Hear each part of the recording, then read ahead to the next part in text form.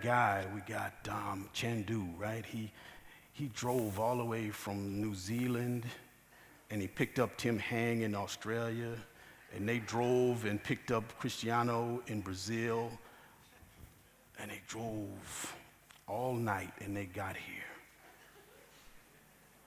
They had some problems, getting through Austria, but that got resolved. Yeah. All right. So Chandoo, yes, he is a legend. The 14-time MVP.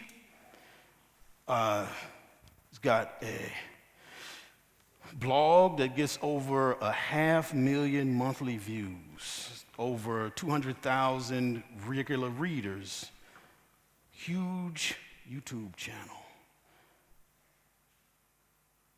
Does a lot with Power Pivot, VBA, Power Query. The guy is scary. He's very quiet, but scary good, not scary like a rattlesnake scary.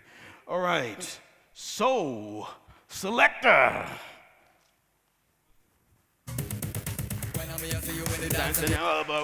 Come on. Chandoo.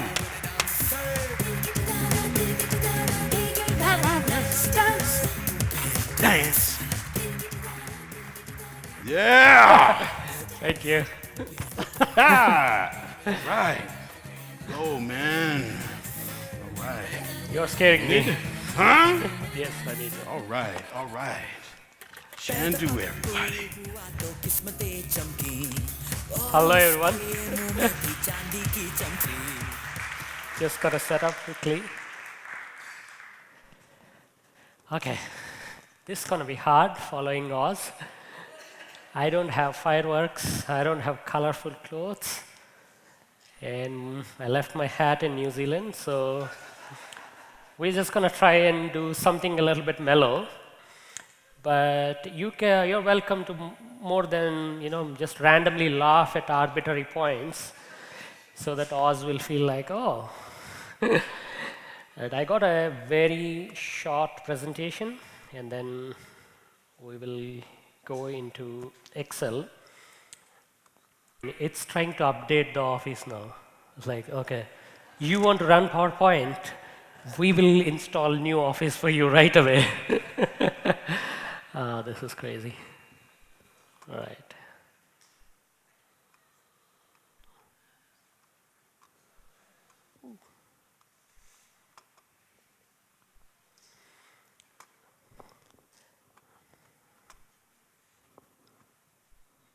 Wow.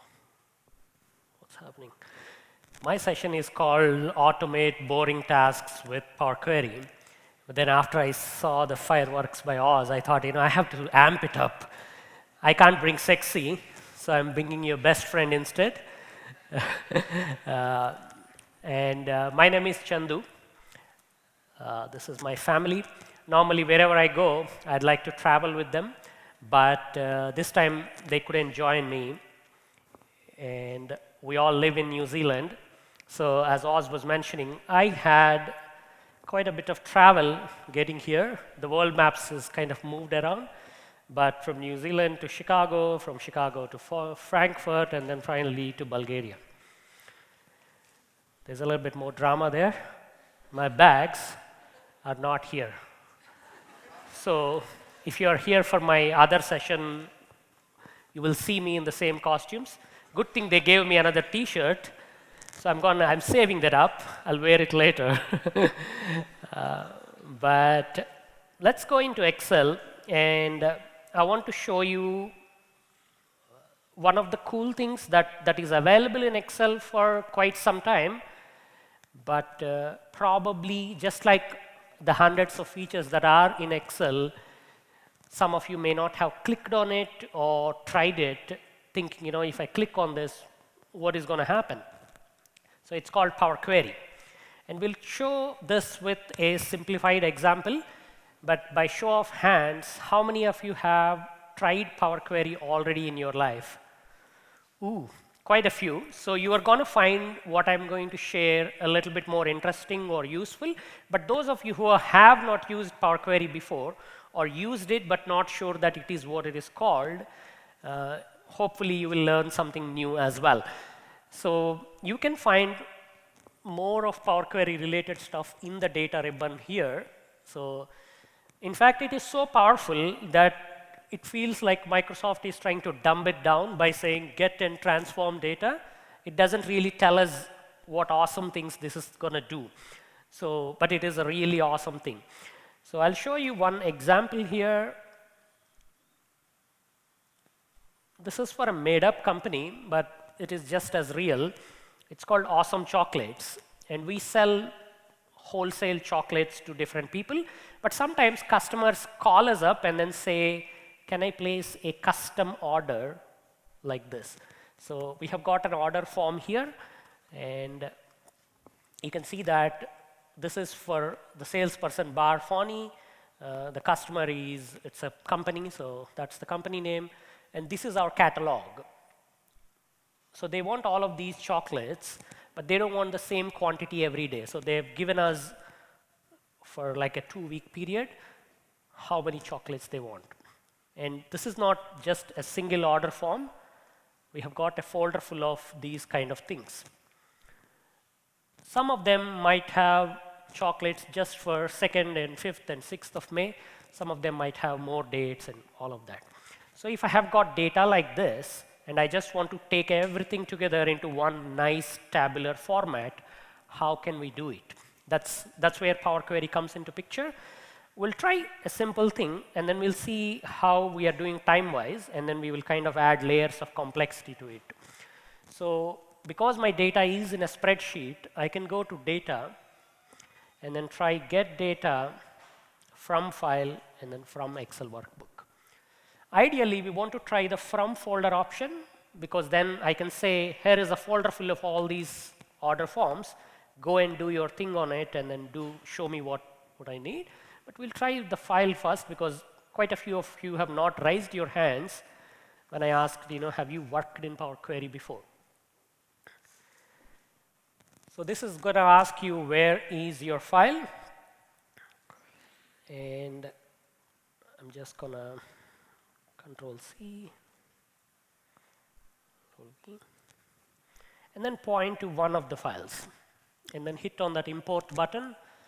This will, yeah, it's being used. So we're going to edit this, and let's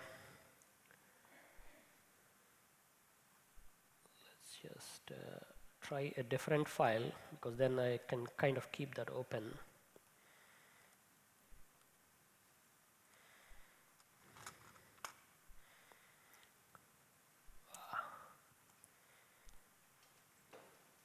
Okay.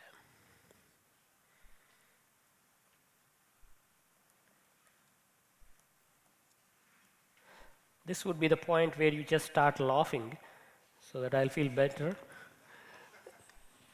And then it will show you a navigator screen. Again, some of these names look intimidating, but all it's saying is, this is what I find in the file, what do you want? It's kind of like a rather semi-structured data, so it's kind of all over the place. But we're going to see how to bring this up and then clean it so that it turns into at least one order. We can turn it into a meaningful table. So we can just say, from here, if your data is good, you can load it. But we know that this requires a little bit of cleanup. So we're going to hit this transform data button. And this is where you're really jumping into Power Query. And now you can kind of tell Excel how you want your stuff to be done. It says preview is 2 days old. This is because I've been using these files to test everything out. But we're just going to refresh that. And it will show up this. The COF is the spreadsheet name. And then it will show column 1 and 2 blank. So if you remember I don't think, we can pull it up. That's good. But I don't think I can scroll through. But if you remember, column A and B are blank. So this is why they show up as null. That's the Power Query's way of saying, there's nothing there. So Power Query says null. It simply means it's blank. So we know that we don't need column 1 or 2. So you can hold down Shift, select these two, right-click, and then say remove. And what we have done is a transformation. That is, we are saying, go to this file, take the data, but then just get rid of the first 2 columns. Your data, the original file still stays as it is, but when it comes to Power Query adds an extra layer of processing, saying, in this file, take out these 2 columns. So now that is gone. Next up, because it's a single file, we don't really care about what is the customer or the salesperson. We just want to take this little table here and then use it. So that means we want to start the actual data from row number 8. So first 7 rows are irrelevant for us. So again, from home, you have got keep rows, and then you have got remove rows. So if I say remove top, and then specify the 7 there, it's going to take out those first 7 rows as well. Just like first 2 columns and first 7 rows are gone. And now we have got this kind of a thing. At this point, you can see row number 1 is the actual table heading, and then the rest of the rows is the data.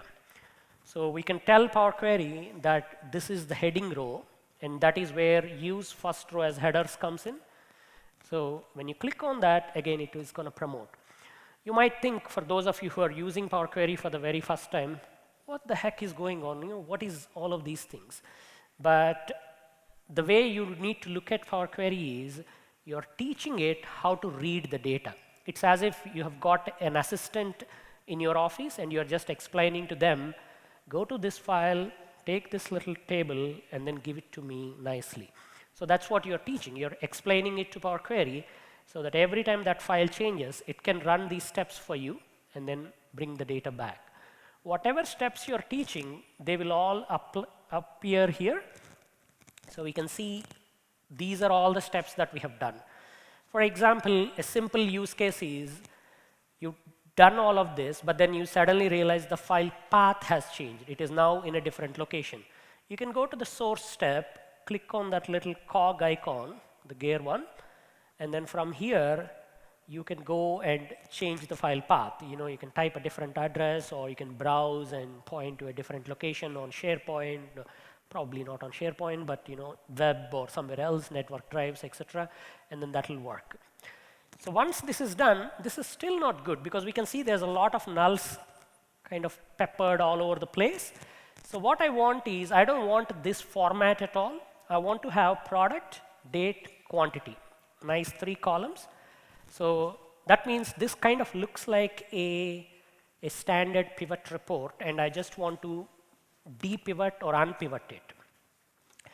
So this is where another awesome thing in Power Query comes in. You can right-click on the product column and then say unpivot other columns. What it will do is it will keep this column and then change everything else. And then it will give you this nice format with just a simple click. And everything is here. At this point, if you say close and load, you're going to get that as a handy table right here. So this is the first part of my presentation, where I want you to understand how easy it is to get started with Power Query, even if you're not familiar with the technology. And this is kind of like a slightly made-up example. You see files like this all the time. Most of the time, when you're working in a data profession, the biggest challenge is we have data, but the data is all messy or confusing or a little bit all over the place. So most of our energy actually goes into kind of making sure the data is in the shape or size that I want before I can make all those charts or formulas or pivot tables or anything. But the first hurdle is such a complicated thing that 70–80% of any data project is going into cleaning the data. And this is where Power Query is a massive time saver. That's why I called it like, it's going to be your new best friend.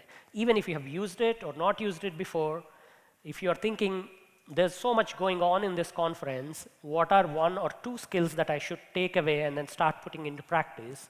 My suggestion is make it Power Query, and you will go a lot farther. So this is the first example. Any questions or any thoughts at this point? All right. So now let's see what to do if I want to bring that entire folder. I noticed that in the outline, we have got a session by Boriana as well that talks a little bit more on the similar concept. So you have a chance to revisit this later in the day as well. But hopefully our examples are not exactly same, and you will see a different explanation as well. So this is one file. We'll go here, and then this time we are going to bring that entire folder. I think I may have to close that other file just so that there's no conflict or anything. And this time we go to data, get data from file from folder.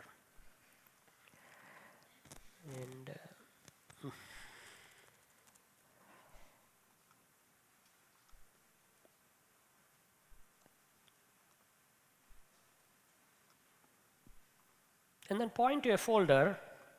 It's going to find all these files there and then says, is this what you want? Yeah, I want all of these files. I want you to take everything, combine everything, and then give me one massive file. But here we have many challenges because the data is not in a very clean format. So we do need to do a few bits and bobs. And this is where some of the advanced concepts might come. But again, if you're not understanding, that is fine. As long as you see the potential, you can always go and search on the internet, and you will find some helpful tutorials, examples that will guide you. But if you don't know what is possible, then you would think this is the only way to do it, and then you would do it manually. So in this folder, this looks good, and you will have combine and load options. And if you click on that little arrow, you have combine and transform. That's what we are going to select because our data is not clean. So we do need to combine, and then we also need to transform the data. This is going to show one more screen and ask you, teach me what you want on one file, and then I'll do it for all the files. So again, going back to our assistant example, we are teaching this Power Query how to treat a single file, and then it will repeat those actions on all the 40 files in the folder. So we point to a single file, and then all I'm saying is go to the file, locate a spreadsheet named COF, and then just bring that up. So when I click OK, this is when it's going to build a query inside Power Query, and then put us back into the world of Power Query. And then it'll do a whole bunch of things on the left-hand side. Earlier, our left-hand side was much cleaner, but now you can see it has got all of these things. So the important things here are you have got a helper queries back block and then other queries block. The COF is our original stuff, the one that we just did, and then combined data is the new one. Okay, so the combined data is using these helper things to do its work. So the way helper things work is initially Power Query will construct a parameter, which is your file. So the sample file is the file. So one file we selected, and then it builds a parameter, and then it creates a transform sample. Again, there is no value in remembering any of this. All you have to care about is it is using the helper queries to understand how to treat a single file, and then it will do that operation on all the files in the folder. So if I want to change anything on a single file level, I need to adjust the transform sample, and then whatever adjustments I do there, so if I go to that and then say delete the first two columns, it's going to do that for all the files in the folder. So to do that, we would go here, and then we can repeat our action. Select these two columns, remove. Likewise, go to remove the top 7 rows, and then use the first row as header, and then right click and then unpivot other columns. So we make the exact same steps on this transform sample, but for one file. And now if I go to combine data, I can see that it kind of got an error there. Usually when you change, sometimes it couldn't find the column names or something, so it will give you an error. But when you clear that step, you'll see that now it has done this for all the files. So COF001 is the file that we taught our assistant how to treat. And then as you scroll down, you will see there's an error here. I'm gonna, let's read what this is. Oh, okay, so probably it's because there is a right.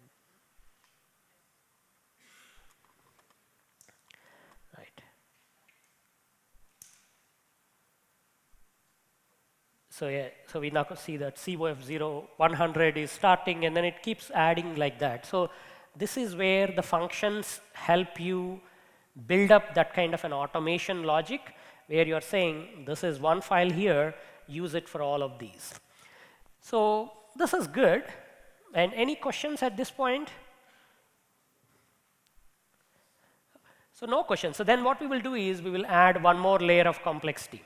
What we have been doing is we went to the folder, we looked at a single file, and then we took only the order form, the table that has the chocolates and how many units that they wanted. But what if I want to know who is the salesperson and who is the customer name? Then I want to attach that so that I can then see how many chocolates Bar Fawny is selling or how many orders they have and all of that. So this is where I have got a function that is giving me the below table, but above the table is 2 more rows of information, and I want to extract those as well. So we now need to think of this as I want to tell my assistant 2 things rather than 1 thing. I want to tell them that go to the file, make a note of customer name and the salesperson name. Likewise, make a note of that table, then change everything so that you have got file name, product, date, value, and then 2 more columns there. 1 column would be what is the name of the person who is ordering this and what is the name of the person who is selling it. So those 2 columns need to be added. So this means we already have a function that is being built for us by Power Query. Now we are going to build our own function just for fun so that you can see. This is the point where I would consider this kind of a skill fairly advanced. So if you're not able to understand or relate it, don't feel bad. Feel free to ask me questions. But if you don't ask questions, then I'm assuming that everything is clear. So we will go and make a note of the way these things are. A function in Power Query world is, the way they work is, they expect a parameter. So if I have a simple function like x square, essentially it will take x as input. So if I say 3 square, 3 is the input, and then 3 times 3 is 9 as the output. So that is how a function is. A function would take an input and then do something on it and produce an output. So here we have built a function that is taking the file as input and then creating this unpivoted version of the table as the output. So we can build another function that will do the same thing. Takes the file as input, but then gets you those first 2 rows alone as the output. So to build that kind of a function, we already have the parameter here, parameter 1. That's what it is called. So I can right-click somewhere, make a new query, and then instead of the standard queries, we'll just go to other and make a blank query. And then when you make a blank query, it will ask you what is the logic that you want to use to build this up. And usually the cursor will go into the formula bar if you have that enabled. So I'll simply say this should be equal to parameter 1, and then hit enter. Because it's an Excel file, it will run a step on it and then show you that this is the Excel file. What do you want in this? So we want to keep this column and take out everything. So right click and then remove other columns and then expand this out. So this is basically where we were at the start of the day. All the data is showing up. Now instead of going here and getting this table, we want to get to the row numbers 4 and 5 and get that little portion alone, extract it out. So to do this, this is the bit that I want.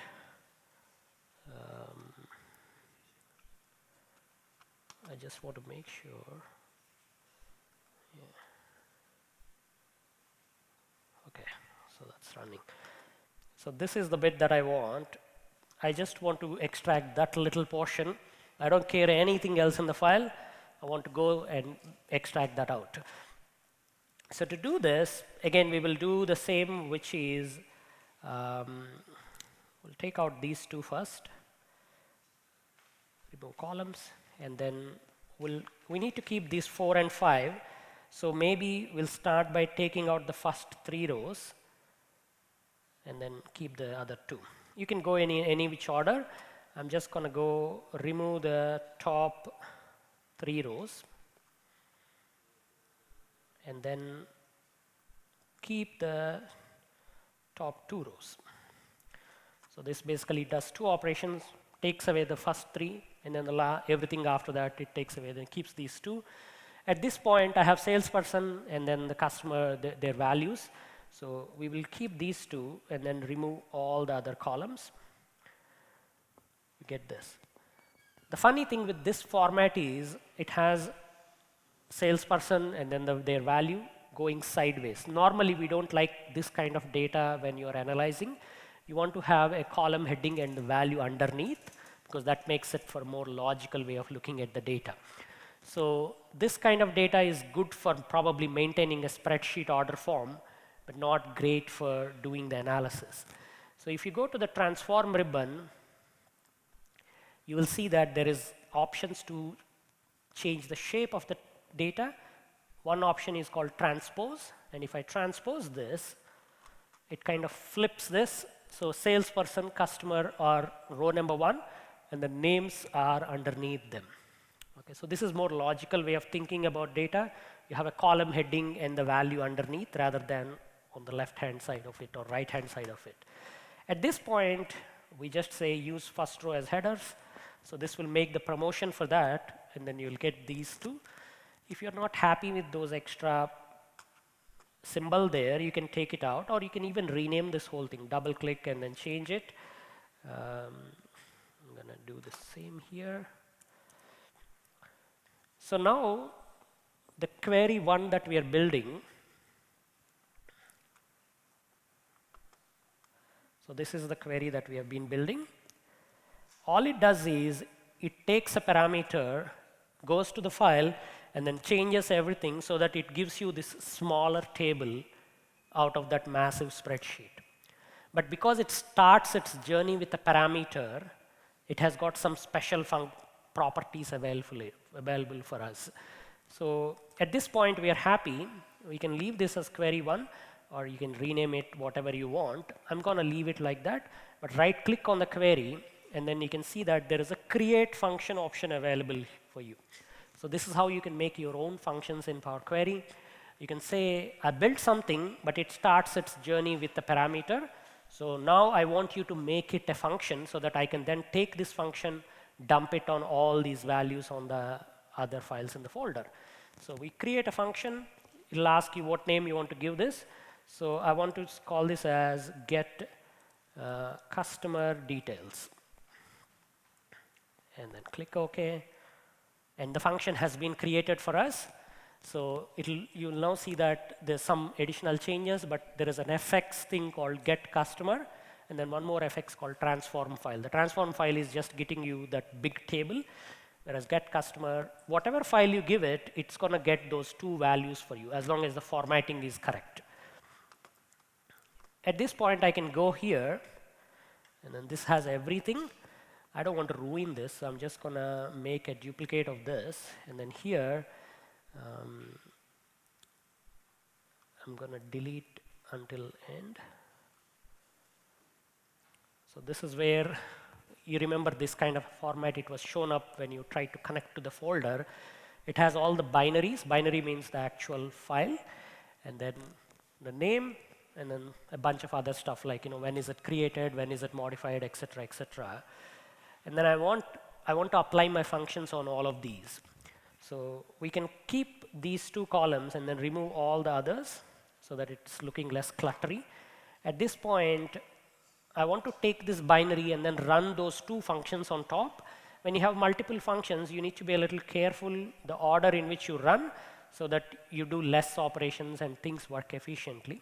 I don't want to get too much into it, but essentially, we are going to add column, and then there is the button, invoke custom function, and then you can use this to run. I'll show you very briefly, but I understand that this might be a little bit too dense as well, so I and then we'll select our function get customer.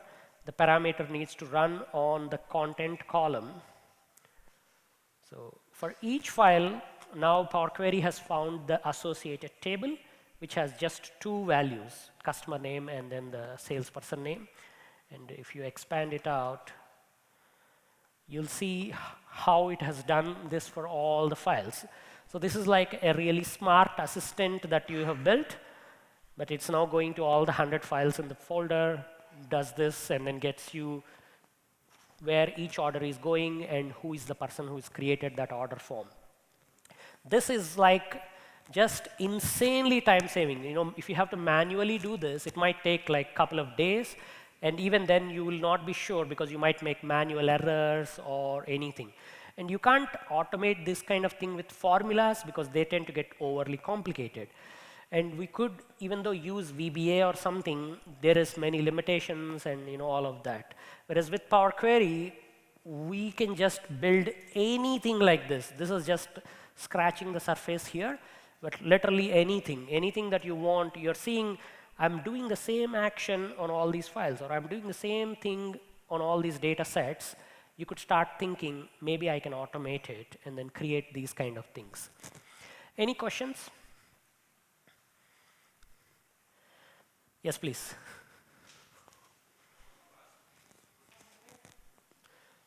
We're going to get a mic to you. Thank you. I want to ask if this works with a little bit different structure. For example, if you have the same files, but every day they're generated with a little bit different number of rows. Is this going to work, and how we should approach this problem? Thank you. It should work, but you need to think through, because at the end of the day, most software, they want us to believe that these are really smart tools, but they're kind of glorified dumb things. So whatever you tell, you have to really think through all of the things. Like for example, we made several assumptions when we were designing this. One assumption is we thought the spreadsheet would always be called COF. But what if somebody else goes and renames it to ABC or DEF or something? Likewise, we thought first two columns will be blank. But when I sent this order form to my client, they'll think, oh, why are these blank? I'm going to delete it myself. And then they send this updated file. Then it's not going to work. So there are many assumptions in the way we are thinking here. So each assumption that you're making, you will need to validate whether that will be good or bad. So this is where you need to plan. So if the columns may be blank, may not be blank, then you have to see a different way to deal with that. Likewise, if the number of rows or number of columns will be, some of those are, we don't have to think Power Query is smart enough to handle, but other things we'll have to really think hard and plan for it. This is where maybe learning a little bit more about how this works will be quite helpful, because then you can actually plan ahead and you can think through. Okay, hopefully that answers, I don't know. Yes, please. And as a binary file, can we use a different kind of format or only Excel source? You can use anything. So CVS, you could use text. text files, you can use XML files, JSON files, PDF. There's quite a bit of strong support for most standard data types. Yeah, give it a try with whatever you have in the folder. There you are.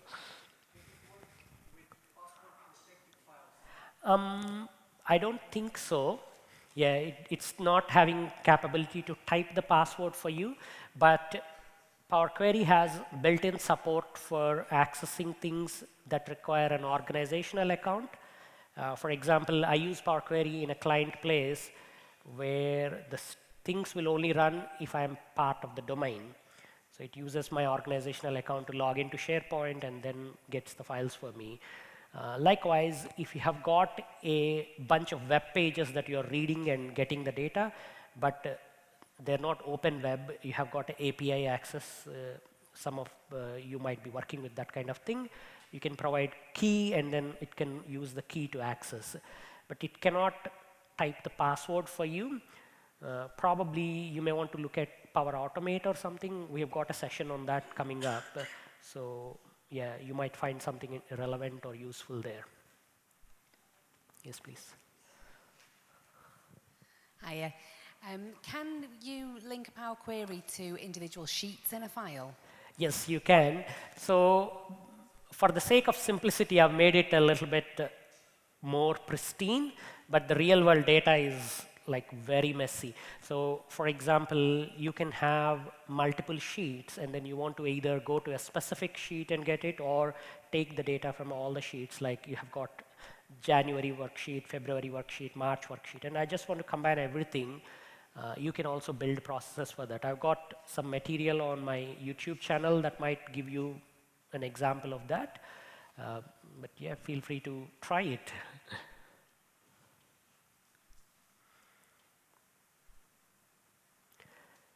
Any other questions?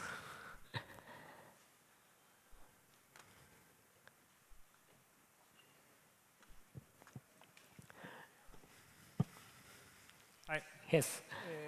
The import from the folder you showed before. Yeah. I mean, all the files in the folder needs to be exactly the same. I mean, if I have two files with more columns and only one with less, what can we do? That's a very good question. So what if I have got like a, some images in the folder or some other files that I don't want to include in this process? So what you could do is, Power Query does something for us, which is it will always filter the hidden files by default. Any files that are hidden, it's filtering out. But if you want, you can add an extra step here, which would be like filter by extension. So just filter Excel files alone, or you can filter by name and then say name begins with, or add. You can also manually uncheck some files if you don't want them to be part of the process. So I normally do this step when I run this in a client place so that I'm not accidentally picking up files that are not part of the process. Because anything that you do, the way Power Query works is, it's kind of like a step-by-step engine. There is a classic joke that a data analyst goes to a supermarket, and then before going, his wife says to him, go to the supermarket, pick up milk. If they have eggs, pick up a dozen or something. So he goes and he sees that there is eggs, so he picks up a dozen milk. So this is pretty much how the Power Query works. Every step you're writing, it works on the previous step. So any of the steps that you have, whatever mistakes you're making, they get carried out and amplified further down. So you have to plan ahead and then work on that correctly. Otherwise, if you start doing this on an image file, because that's an error, all the other steps are going to go into an error situation, and then your automation won't work anymore.